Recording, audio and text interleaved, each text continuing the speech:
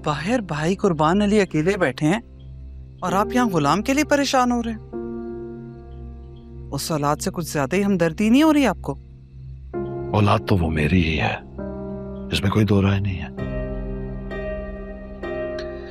राय तो मैं मांग भी नहीं रही हूँ, सिर्फ इतना ही कहा है कि घर में मेहमान आए हुए हैं, ना आपका पता है ना ही आपके बेटे का।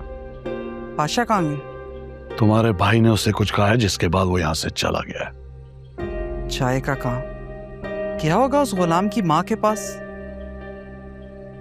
वैसे मेरे भाई के साथ आपका रिश्ता सिर्फ मेरी वजह से नहीं है, अब वो आपका समधी भी लगता है। पाशा का सुसर इसी बात का लिहाज रखा करे। तो तुम्हारे भाई को भी ये समझना चाहिए कि तल्ख अल्फाज इस्तेमाल करने से पहले वो इस बात को जहन में रखे कि उसकी बेटी अब इस घर की बहू है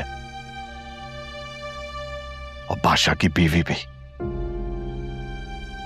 बादशाह आजकल जिस दौर से गुजर रहा है उसे तुम भी अच्छी तरह जानती हो और मैं भी। पता नहीं हमारे ही खानदान में ये मोहब्बत का मसला क्यों? मेरे भाई ने आपकी बहन से मोहब्बत की और अपनी जान गंवा बैठा, और आपकी बहन ने मोहब्बत में भागकर शादी कर ली, लेकिन आप उसकी खुशियां नोचकर उसे घर ले आए। खुशी ठीक ही कहती है, काश कि आपने कह दिया होता कि वो मर गई, आज मेरा बेटा तो ना रुल रहा होता। और ऊपर से हद ये है कि मेरा भाई अपनी बेटी की खुशियों की खातिर अपनी बेटी के ऊपर सौतन भी बर्दाश्त कर रहा है, लेकिन किसी को एहसास ही नहीं है। और कहा यह जा रहा है कि वो तल्ख लहजा बोलता है। हाँ, तो ये उसके हक के लिए बेहतर है ना कि वो तल्ख बातों से परहेज करे।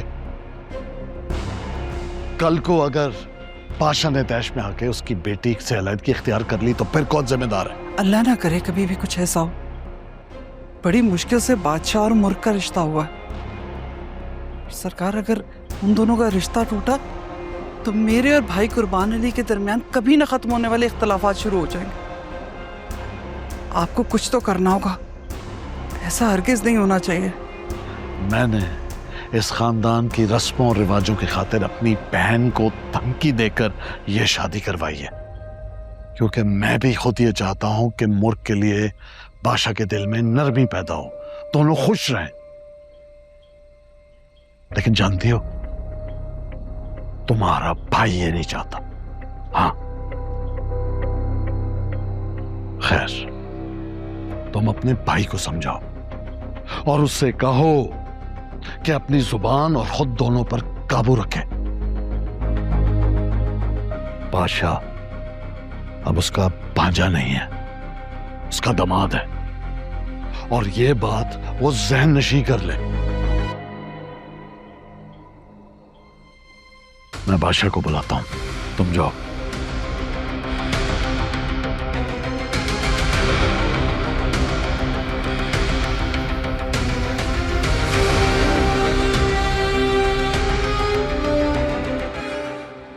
ये कपड़े पहन लो, थोड़ी देर में सरकार आ जाएंगे। तुम नहीं जानती उनकी हुक्म की खिलाफ वर्जी करने का अंजाम, तुम सोच भी नहीं सकती। मैं कोई चीज़ नहीं हूँ जिसे खरीदा या सजाया जाए।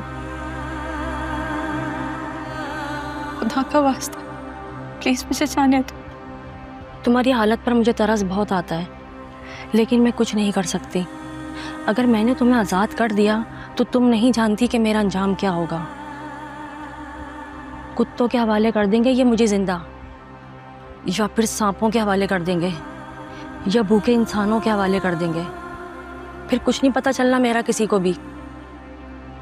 ये सब मेरे लिए जंजीरें हैं, सिर्फ रात नहीं। मैं किसी की मलकियत नहीं हूँ, प्लीज मुझे जाने दो। बेहतर यही होगा कि तुम सरकार की बात मान लो, वरना तुम्हारा अंजाम भी वही होगा जो तुमसे पहले आने वाली औरतों का हुआ।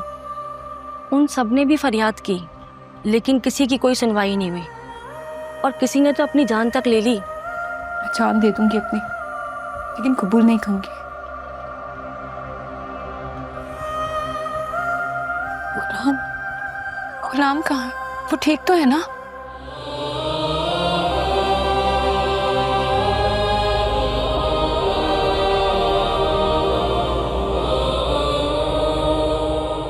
मुझे कुछ बताने की इजाज़त नहीं है। बस इतना बता दे, वो जिंदा तो है ना, प्लीज।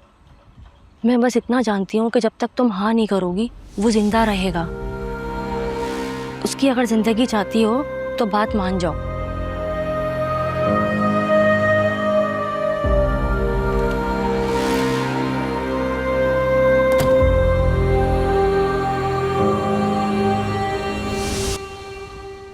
भाई साहब, आप जानते तो हैं कि इस वक्त बादशाह किस दौर से गुजर रहा है। उसका हरगिज ये मतलब नहीं था, बस गुस्से में उसके मुंह से निकल गया। तुम्हारे होते हुए उसने मेरी बेटी मुर्ख को तलाक की धमकी दी। तुमने उसे ऐसा करने से रोका क्यों नहीं? क्या इस जिल्लत के लिए मैंने अपनी बेटी की शादी उसके साथ की थी? मैं कह तो रही हूं आपसे, ये सब उस कमज़ौत की वजह से हो रहा है। खुदा करे कि वो किसी को ना मिले। मैं भी तो यही चाहता हूँ। मैं नहीं चाहता बादशाह की दूसरी शादी की वजह से मेरी बेटी मुर्ख के साथ कोई ज्यादती हो। और अगर बादशाह ने ऐसा किया तो मैं किसी को जिंदा नहीं छोड़ूंगा। मेरी बेटी कोई खिलौना नहीं जिसे वो जब चाहे फेंक दे। उस सुंदरी की वजह से वो खानदान के रस्म रिवाज और पुरखों की इज्जत मलिया मेट करके बगावत पर उतर आया। वही तो भाई साहब, ना खुर्शीद वापस आती, ना ही ये लड़की हमारी जिंदगी में शामिल होती। लेकिन क्या करें, अब हमें तो मामले को मजीद बिगाड़ने से बचाना है। बादशाह ने बिगाड़ा। मैंने तो सोचा था कि मेरी मुर्ख राज करेगी इस हवेली पर, और वो मेरी बेटी को बीच रास्ते में छोड़ने की धमकी दे रहे। भाई साहब, हमें तहम्मुल से काम लेना होगा। पहले ही हवेली में बहुत कुछ बिगड़ चुका है और मजीद तबाही से हम सबको बचना है। अब देखो, बादशाह दावत छोड़कर कहीं और चला गया, और शुरू तो इस वक्त उसको मेरे साथ होना चाहिए था। ठीक कह रहे हैं आप, लेकिन सरकार गए ना उसे बुलाने, बस आता ही होगा। हाँ, गया होगा अपनी दूसरी माँ के पास। मैं तो सोच रहा हूँ मैं भी एक और शादी कर लूं, तुम्हारे लिए एक भाभी ले आऊं। हाँ भी ना भाई साहब। और जरीना भाभी का क्या होगा? उसे क्या होगा? पहली है, पहली रहेगी, खानदानी। वैसे भी कौन सा नस्ल दी है उसने मुझे। बड़ी जल्दी ख्याल नहीं आ गया इस उम्र में? बेटी की शादी के बाद आज़ाद और बेफिक्र हुआ। ऐसे ख्यालात तो आते जाते रहते हैं। वैसे एक बात है भाई साहब, इस परेशानी के हालात में भी आपकी मजाक करने की आदत नहीं गई। ये तो तुम्हें सुबह पता चलेगा कि मैं मजाक कर रहा हूँ या मजाक मजाक में सच कहकर जा रहा हूँ यहाँ से।